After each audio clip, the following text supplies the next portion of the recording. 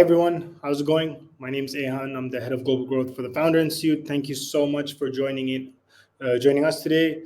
I know I'm based in Dubai, UAE, so it's nighttime here. So good evening. If you're in the US, we should be starting right now about 10 a.m. Pacific. So good morning. And obviously, if you're in Europe, then good evening. Today we have a pretty interesting presentation planned out for you today. We got Mr. Nick Sonnenberg he's the CEO and founder of Leverage. He's written an awesome book called Come Up With Air. He's going to give a keynote today on everything operational efficiency. I think, Akshay, do you want to bring up Nick to the stage? And while we're bringing Nick up, let me go over some housekeeping. So first off, you see the chat there. Please let us know on the sidebar.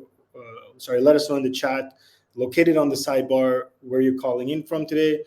Drop in your location. It's always fun to see. So I see Toronto, Canada. I see Sofia, Bulgaria, Boulder, Colorado, Helsinki, Estonia, Stratford. Awesome. We have a lot of international places. Chicago. That's super, super cool. The way today's session is going to run is Nick's going to give about a 20-30 minute presentation. After that, we'll float over to Q&A. Please use the Q&A button. The Q&A button will allow you to submit questions. We'll rank them. We'll bring it up on stage, and then Nick and I will briefly discuss it. We'll try to end 10 minutes before the hour, so everyone has room for questions. Everyone has room for networking. For those who logged in a little bit early, you saw there was a bunch of these virtual tables. You can join those virtual tables, talk with each other to discuss what you learned about today, but also just network with each other and see what everyone else is working on. That being said, we have Nick here. Hey, Nick, how's it going? Do you want to unmute yourself and say hello? Thanks for having me. Yeah, awesome. Well, folks, I'm going to kind of, Nick, if you want to share your screen, then you can maybe kick off your presentation. I'm going to hide myself now. We have about 80 people that's live right now. We'll see people start to trickle in. I think we had close to 350 people register, so we should see closer to the 150 mark. Great. Yeah, Nick, whenever. Oh, actually, let me run the poll so we all know. This would be good to know. If everybody can do a quick poll, like how would you rate your current operations infrastructure for your company or startup? Is it bad? Does it need improvement? Or are you a guru and you've set up everything? Okay, interesting. So Nick, can you see these results? I don't see any results. Where are the results? It's on the stage. So the same where both of us, both our faces are. Okay, I just see the poll. I don't see the results. But what does the result say? Oh, so right now, well, it's in real time. So about 75% of the people say that their operations is okay but needs improvement. 20% says it's bad, and then 2%, which is one individual, says they've already set up everything. So you're dealing with one maverick, and everyone else is here to learn from you. All right, sounds good. Awesome. Kick it off? Yeah, whenever you're ready. I'm going to close this poll and hide it from the stage. Yeah, if you want to screen share, we can kick things off. Yeah, well, before screen sharing, let me just do a quick intro of myself. And then I've got a bunch of slides prepared for everyone, but it's nice to meet you. My name is Nick. And what I wanted to share today is the key concept of my new book that just came out, Come Up for Air. So if you are a founder and you're just starting your company, it's really critical to start it off with the right operational foundation. My very, very quick story is I'm also a founder, and I started Leverage about almost 8 years ago, and we grew very quickly. We grew to 7 figures in the first year, 150 people on the team, bootstrapped, which sounds impressive, right? Hey Nick, sorry, I'm just going to cut you off. Some people are having difficulty hearing you, so I think it's just low. So is it low? Let me switch my microphone. Yeah. All right. Let me come back on stage. Okay, awesome. You see me. So let's give Nick a couple minutes to readjust. Okay. Is that better? Yeah, it's good for me. Audience, can you give us a thumbs up? Okay, awesome. We're seeing some thumbs ups in the audience. Sorry, fancy microphone fancy microphone has issues with the gain right now. Okay, I'm going to remove myself. Nick, over to you. All right, thanks for interrupting me. All right, let's start over. I'm Nick Sonnenberg. I wrote a book called Come Up for Air, and it's supposed to be the employee manual that you kind of never got. It's really a guidebook in terms of how you should set up your company and operate to be as efficient as possible. And my very quick background is I'm also a founder, entrepreneur. I started my company Leverage about almost 8 years ago, and we grew really quickly. We bootstrapped it to about 7 figures in the first year, 150 people on the team, which to a lot of people sounds impressive, but we made a lot of mistakes. And under the hood, our foundation was a mess. We actually almost went bankrupt from it. We were losing about $750,000. We had about $500,000 a year of losses, $750,000 in debt. And out of the 150 people, maybe 5 people knew who I was. One day, I'm grabbing coffee with my co-founder, and he taps me on the shoulder and he says he's leaving, not in 2 weeks or 2 days. He's leaving in 2 minutes. And I go white, and I'm thinking to myself, holy crap, we might go bankrupt here. Because everyone knew him. We had set it up so that he was the face of the company and I was the behind the scenes person. And so when he left, not only did I kind of get stuck with this company that was generating significant revenue, but had all of these underlying issues. And within a few months, all hell broke loose. We lost 40% of revenue, clients leaving left and right, team members leaving left and right. Before I know it, I'm cashing out my 401k. For those of you not in the US, that's a retirement account. My dad's taking a second loan on his house to loan money for payroll. And so I say this because I know what it's like to grow quickly. I know what it's like to go too quickly and not have that foundation to support it. And ultimately, I decided to stick it out because I could see a path to turning things around. I could see that we were drowning in work and losing a ton of time and energy and money with how we communicated with each other. There's just messages all over the place.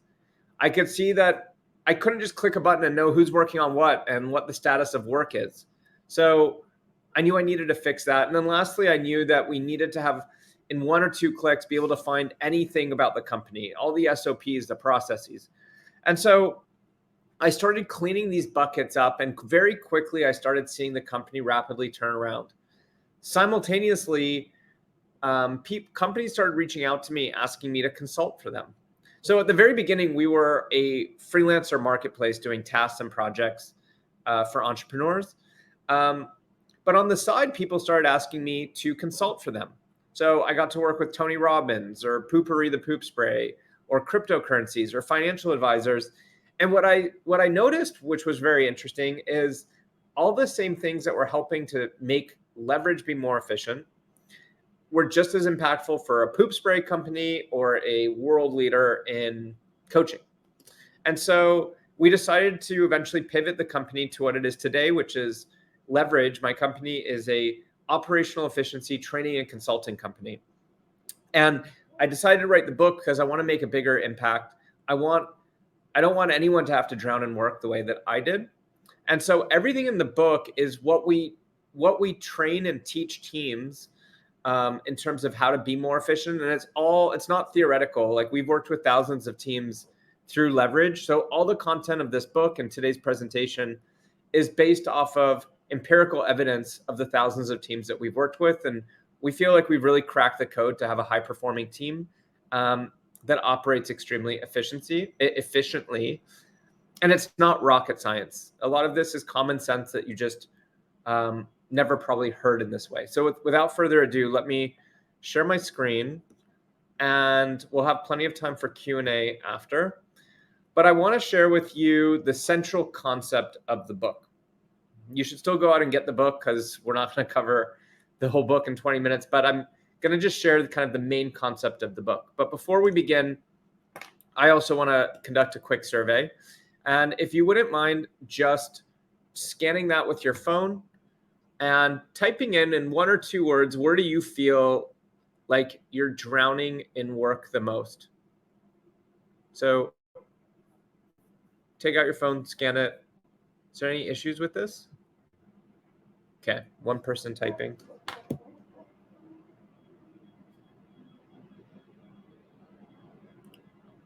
Okay, I don't know what that means.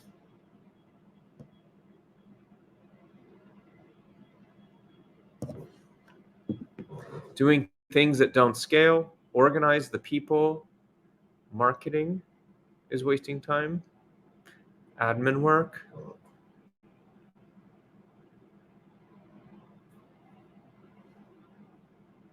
Syncing with my team, prioritizing tasks, catching up on processes, meetings, a lot of admin work stuff.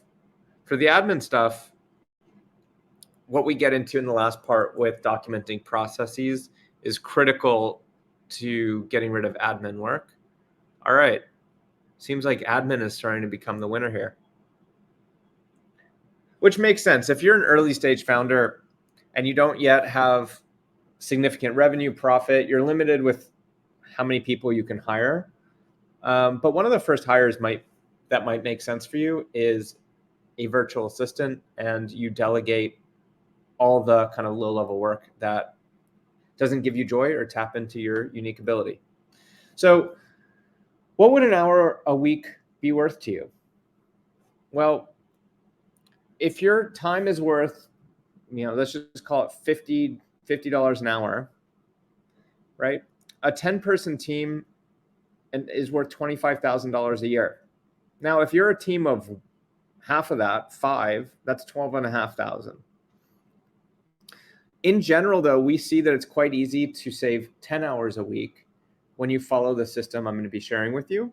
So again, even if you're a 1-person team, you take that top row, you look at the 10 hours, even if it's just you, it's worth $25,000 a year to save 10 hours a week. So let me just share with you some strategies to do that. But it's not just about the time savings and the dollar amount. It's how can work be easier, less stressful? Oftentimes, we hire people without realizing all the expenses incurred with hiring. And it's not just the expense of recruiting and salary and training, but every person you add to your team, especially if you're early stage, it adds exponential complexity. So even a 5-person team, if you kind of follow the lines, there's 10 ways that information can transfer. If you go to a 10-person team, you could see that web of complexity goes to 45.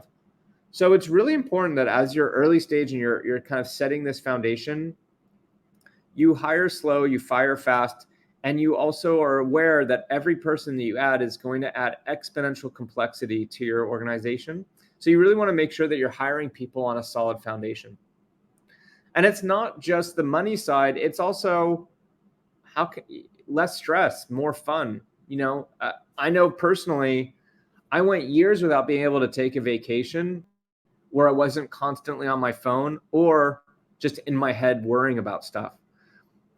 So it's really important to be able to take breaks sometimes, both your employees and yourself. And it's hard to do that if everything's a ticking time bomb, if there's always all these issues, if people don't know what to do properly. And so having that foundation is really critical. Okay. Now, the number one kind of principle, let's call it, in my book, if I had to summarize my book, you want to set up systems and processes inside of your company that optimize for retrieval of information versus transfer of information. Let me explain. When you're busy and you're drowning in work and you don't have a free second in the day and you're working 14, 16 hours a day, it's human nature to try to cut a corner and just pass it off to someone, right? What's the harm in a quick text or a quick email or whatever is easier for you in the moment because you don't have a free second and you just want to make your life a bit easier. The thing is, as you scale and you have a bunch of people playing this, solo game where everyone's just doing what's best for them, text and email, whatever they have a personal preference for, what ends up happening is you create this scavenger hunt and information is just all over the place. Did Nick email me? Was that a text, an email? Was that in a Slack message? Was it a direct message or a channel? Or maybe it was in Asana. And so congratulations if you save 3 seconds right now, giving it to me in a text message. But in a month from now, when I need to find that thing, you've just made my life 100 or 1,000 times worse. And when everyone's playing this game, you're making it hard for anyone to find any piece of information in the future. So the name of the game is you want to set up systems and processes to optimize for retrieval versus transfer, which means people need to take pause and put things where they belong and take the extra few seconds or steps or clicks today in the moment, but align your team that everyone's going to do this, and what goes around comes around, and that's how everyone's going to save exponential amounts of time. There's a survey that Asana puts out every year, and it turns out over half of people's time is spent on work about work. So this is inefficiently dealing with emails, going on a scavenger hunt looking for a document that's not easy to find, going back and forth trying to schedule a meeting or an inefficient meeting. And on average, we see that very quickly when we work with people, there's over a business day a week per person in a company that you can easily give back. So imagine if you could wave a magic wand and you could get done the same amount of work in 5 days, but now in 4. Or maybe everyone's working 5 days, but they're outputting the equivalent of a 6 day. So imagine what that would do for your business, especially if it's an early stage business.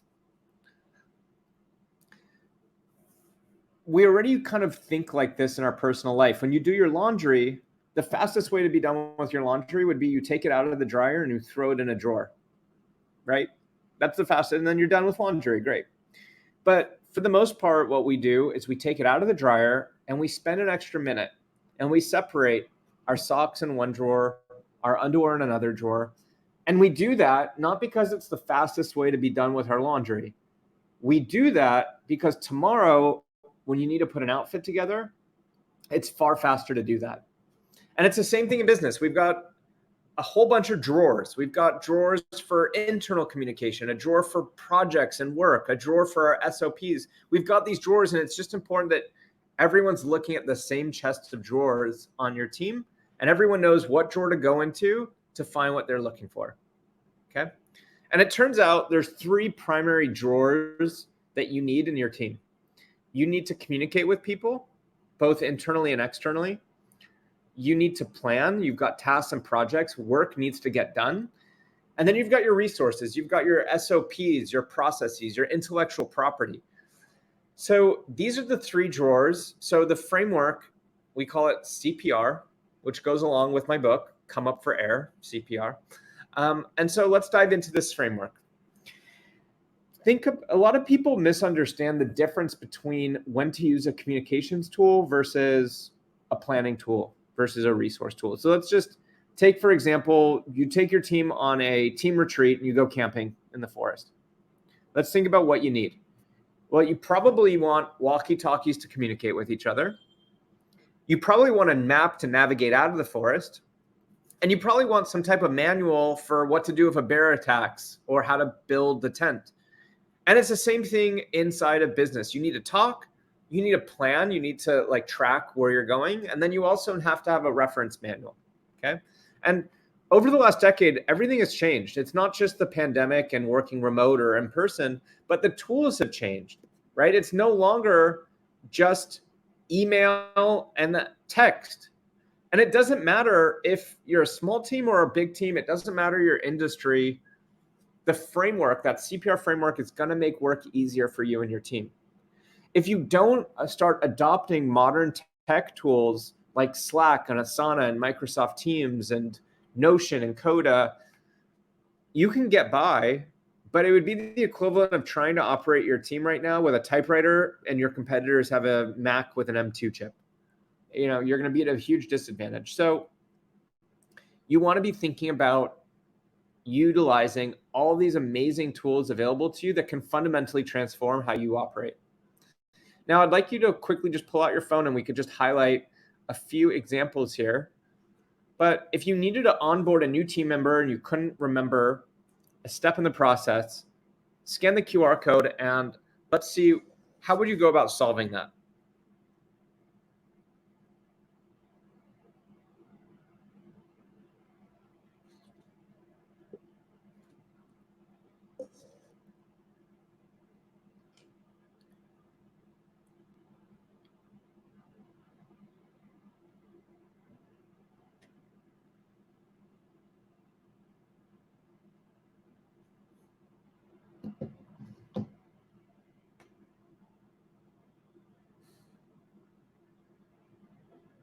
Okay.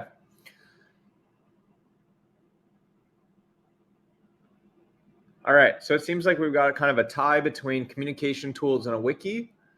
And then, about 20%, would go call or Outlook. Calling, Outlook, and Teams, if we add this up, you got 26%. Basically, 2/3 of the group right now would solve this via some form of a communications tool, and 1/3-ish would use a wiki. So in a perfect world, you want to use a wiki, right? You want people could find the answer faster than waiting, for my boss to be free, which might take 6 hours, versus being able to answer it themselves. Not to mention, if there's a wiki, you're not wasting other people's time to ask the question, and you can guarantee having a streamlined response. The wiki should be the official answers to certain common questions. So most people are missing wikis, or if they have one, it's not well structured. But you definitely want to be thinking about an internal wiki, and the sooner you do this, the better. Okay, let's do another one. If you wanted to know the status of a client project, where would you look?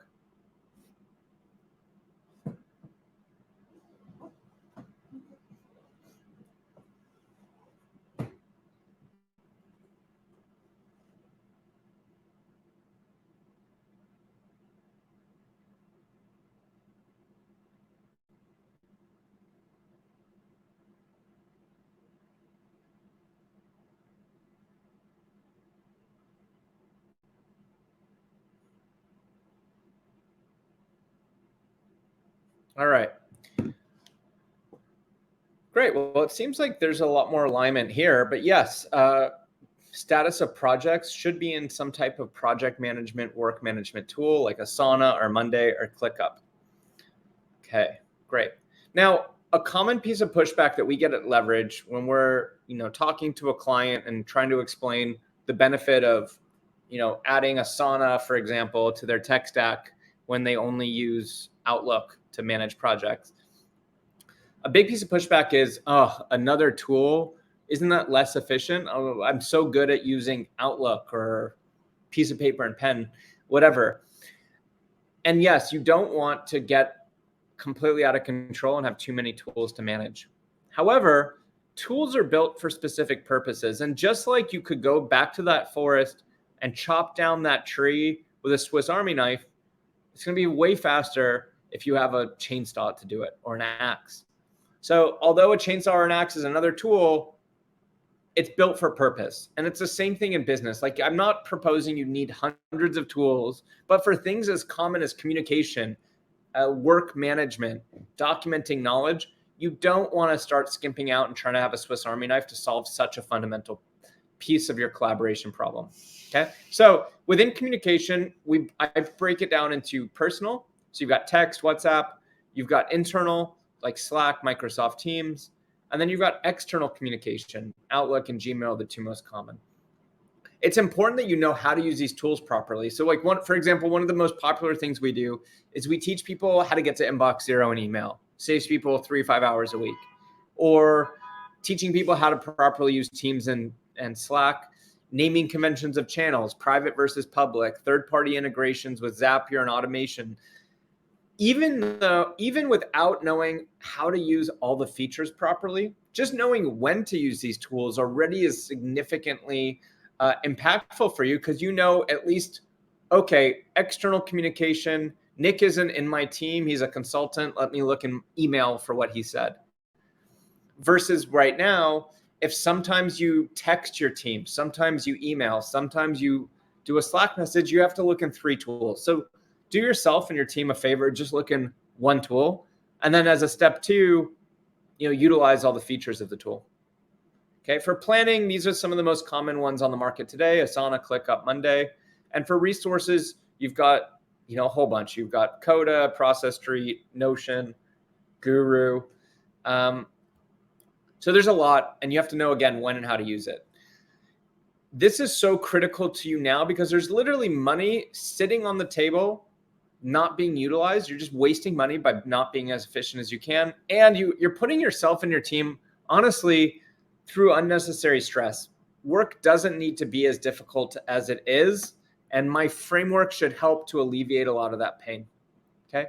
Now, my book that just came out, we're very proud of it. It hit Wall Street Journal bestseller. It's a long book. It's 320 pages, but there's no fluff. That's not like the same story repeated 100 times.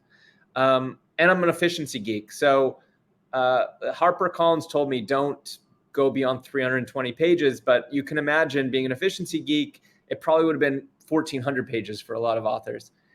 All of that being said, throughout the book, there's parts where we're like, look, we don't have enough time in the book to explain this, but we've got a free quiz, a resource, a blueprint.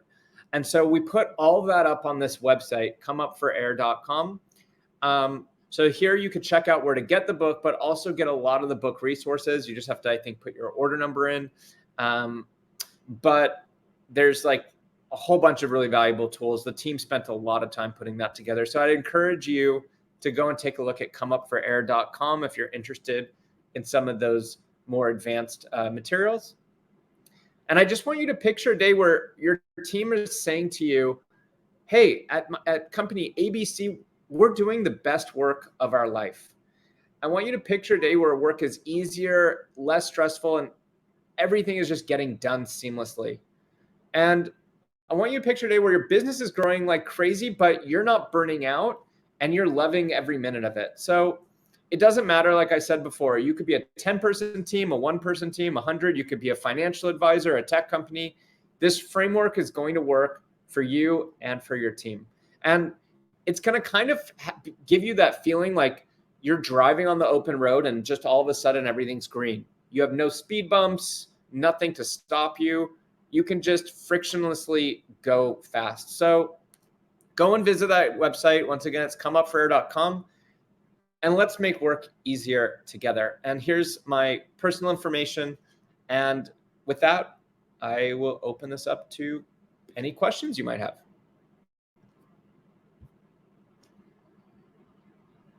Thanks, Nick. Super, super helpful.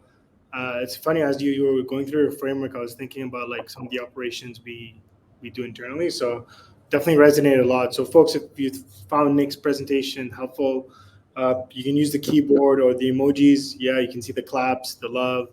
Awesome. Let's kind of jump into Q&A. Folks, please use the Q&A tab. We'll kind of go through this. So we have Ion from Romania asking, can you elaborate more on the resources section? What do you mean by resources, examples, and what do you mean by tools that can help us organize resources? So maybe going a little bit more wiki, but yeah. What I call a resource, you could almost say knowledge. So like for me, like a company resource would be all of your SOPs, all of your processes, even like all of your files that you store on Google Drive or Dropbox. Like these are your assets, your resources, and you want to make it organized so it's easy to find any standard operating procedure, find any process, or find any PDF or document that has been worked on. But basically, when you hire someone and they're building assets for you, an asset doesn't have to just be a stock or a bond. An asset could be a new hire onboarding process. If that's just living in people's heads, the moment that they leave, you lose that asset. So you want to retain all of your assets, and that's what I call resources.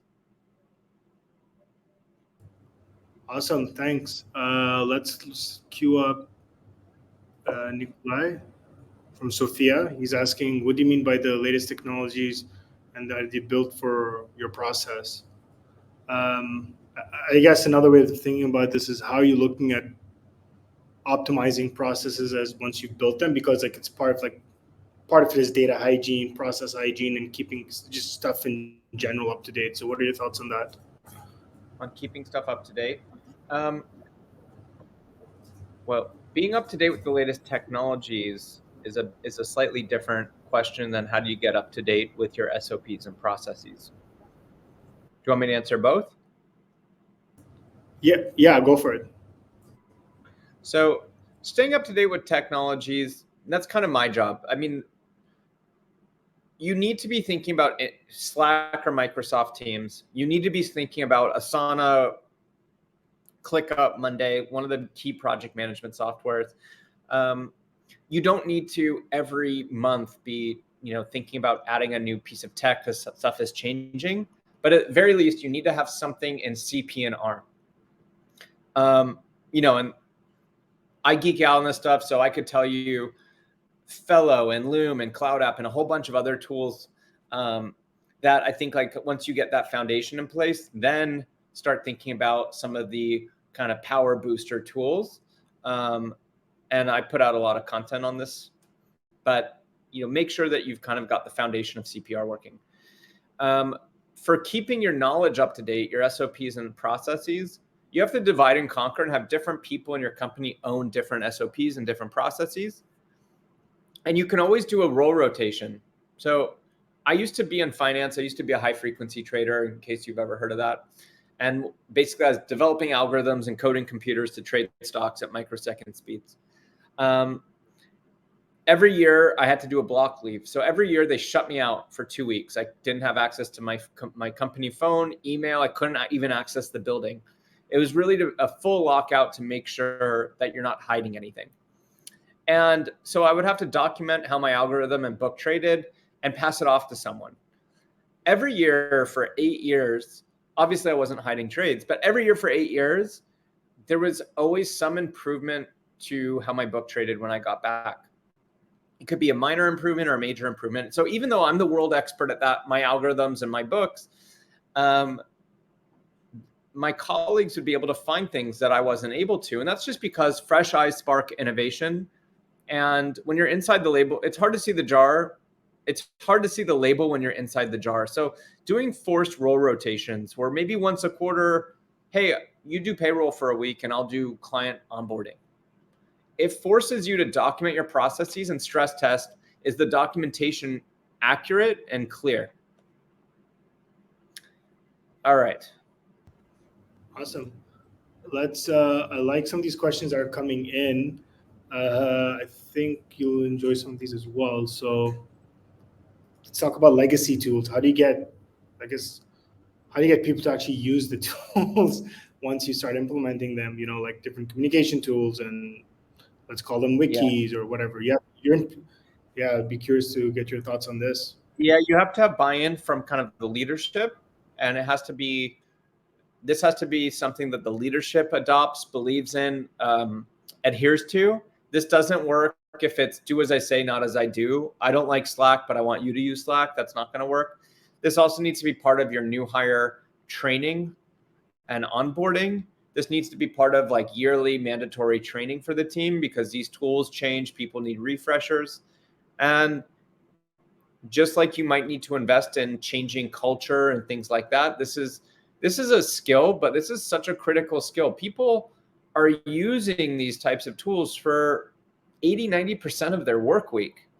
Like in what world you wouldn't want to hire a surgeon that hasn't been trained on how to use all the tools for surgery? Yet email, Slack, Asana, these are tools required to do your job properly. Yet most people don't invest in the training. So it needs to come from the top down, and you should do one thing at a time. I like that. I think one, definitely important on the training, and then use the tool for better documentation. And two, have someone on the team to own the board. So depending if you're using Asana or Notion, so like on the marketing team at FI, like I'm kind of the owner of the board, and I like go ballistic to the team. I'm like, hey, if it's not in Notion, it doesn't count. I've not seen it. Like, there's like 15 different things going on. So like have someone owning the board and making sure that they're the ones that are like keeping up to date. And at least when you're doing the transition, I would say like you need to have someone to really not necessarily police it, but enforce it and like really recommend it. I've done like marketing operations implementations a few times, and each time that's always been an issue is adoption. So having one person where it's like, this is your responsibility, you're kind of policing and enforcing, that makes a big difference. Again, it doesn't work for everyone per department, but yeah. So we talked about this. I like this question is the cost benefit analysis. How do you kind of go and like determine the cost versus like the benefit of like getting your ROI on using these tools? I think you shared a calculation earlier, but for those who joined late, do you want to kind of like just go over that again? Well, I mean, look, like these tools, plus or minus, you're talking $20 a month for any of those tools that you put in that question, right? So what's your time worth? Let's just imagine your time is worth $20 an hour. Then, does using that tool save you more or less than an hour a month? If the answer is yes, I'm saving 10 hours a month, or, in some cases, maybe it's 50 hours a month.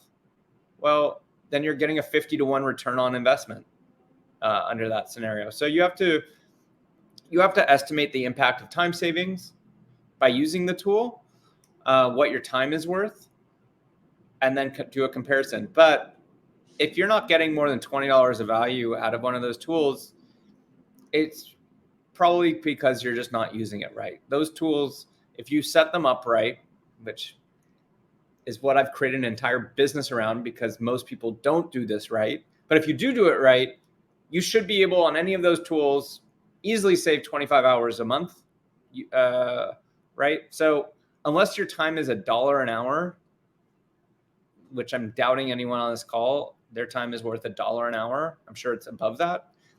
You should be net positive on any of those.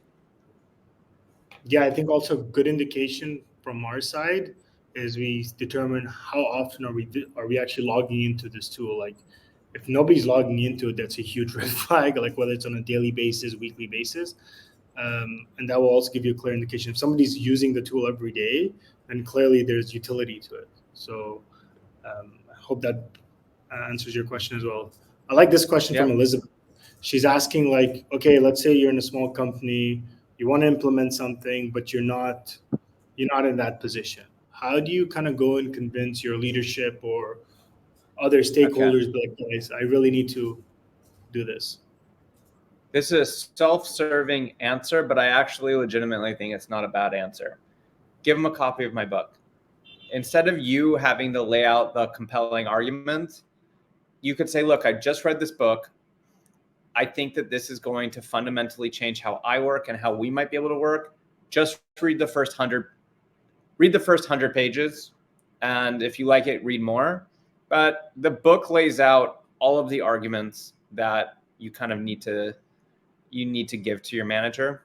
Or, say it, look, I'm drowning in work. We don't use email right. We don't use this. We don't use this. I heard this talk where I've been playing around with this thing. And I think that this is going to really fundamentally have me produce better work, better quality, more output with less stress. But yeah, I think everyone has a different culture and different specific situations. So I've just been recommending, in general, when the management of a company has been reading the book, it seems to work much better. Awesome, thanks. The way that I kind of got to do it is I would use the free tier of these tools or pay them for myself and just start using them. And then kind of like once it gets to like you can create nice dashboards and people are kind of using it or you're using it for yourself, you can go and show your leadership team or your management team saying, hey, like this is how I'm working. I'm like, look how efficient this is.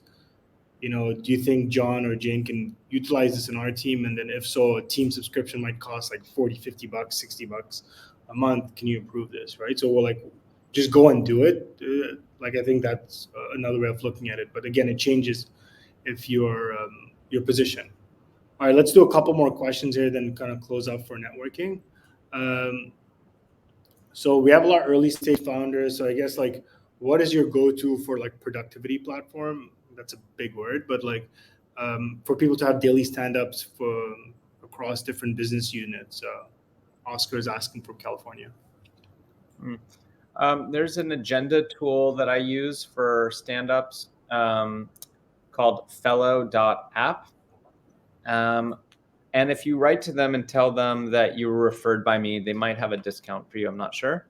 But I use Fellow a lot for the daily stand-ups. I use tools like Loom, which is a recording tool, which can record your face, your screen, or both.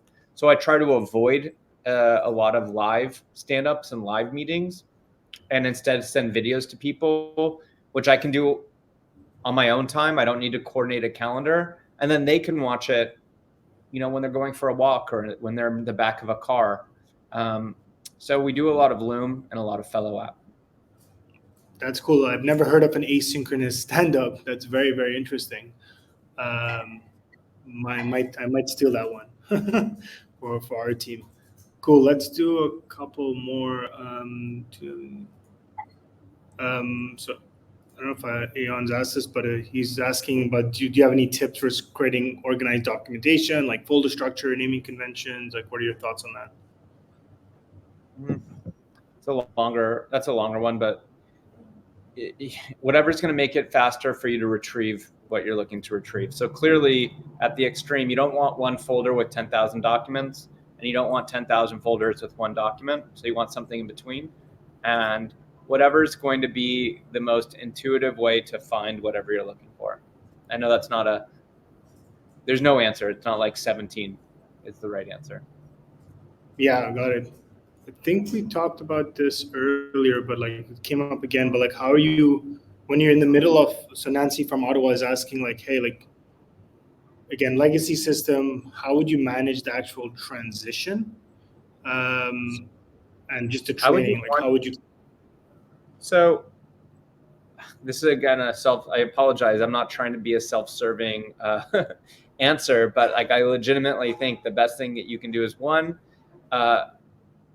what you could do a call with a free 30-minute consultation with Eddie on my team. If you go, I'll just type it in the chat, but he could talk you through some stuff to help quickly do that. It's getleverage.com is the company. You want to pick one thing at a time.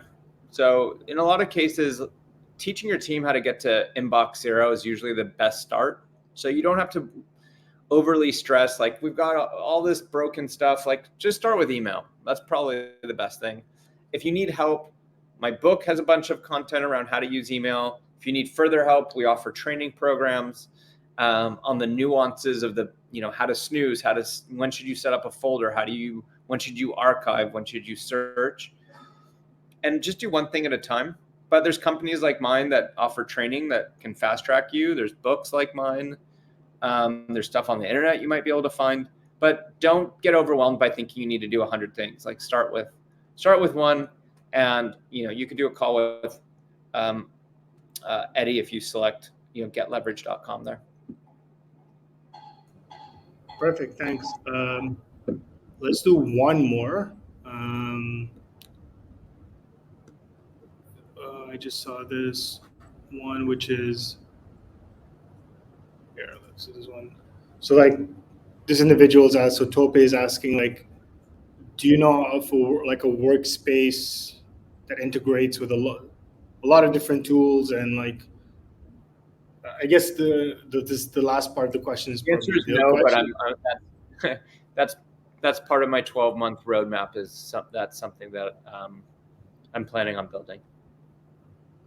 You're planning to build your own product for this?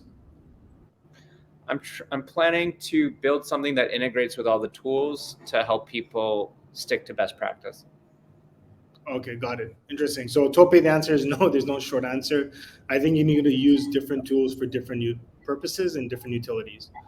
All right, folks, let's wrap it up there. So we have 15 minutes of networking. I'll stick around on the tables. Folks, if you've enjoyed this talk by Nick, show him some love using the emojis. Okay, we got a few claps in there, a few hearts. Cool. Nick, any final words for our audience? Any words of wisdom you'd like to wrap up with? You have about 118 people still live with you. And then we'll shoot out the recording to everyone. I'll leave you with this. operational efficiency, if you are a early stage startup and you can barely make payroll and you don't have enough revenue or profit, obviously you got to figure that out. But just always know everything that you say yes to, you're saying no to an infinite number of other things. And sometimes it's the way I look at this is like, if you have a broken pipe in your sink and water's overflowing, say it takes you, I don't know, a minute to mop the floor, or it takes you an hour to patch the pipe. Well, if every day you're having to spend that minute to mop the floor, after 60 days, you would have broken even on the investment of patching the pipe. Yet when you patch the pipe, now you never have to do it again, versus after the 60-day mark, you're in the negative every day that you're continuing to mop. So it's the same thing with efficiency. It might not be that you need to allocate 50% of your money and resources to some of these things right now if you're very early stage, but you probably also don't want to be investing zero. So you want to, depending on kind of where you're at and what you can afford, both in terms of money, but also in time, attention, energy, focus. You don't want, the longer you wait to do these things, you start getting kind of past that 60-day mark in that example. And, you're going to look back and, you could have saved maybe thousands of hours long-term had you of, prioritized things that are more foundational. So just keep that in mind. Perfect. I think that was a great way to end things out. Folks, thanks for joining us live. We're going to end the session now. You'll see some virtual tables.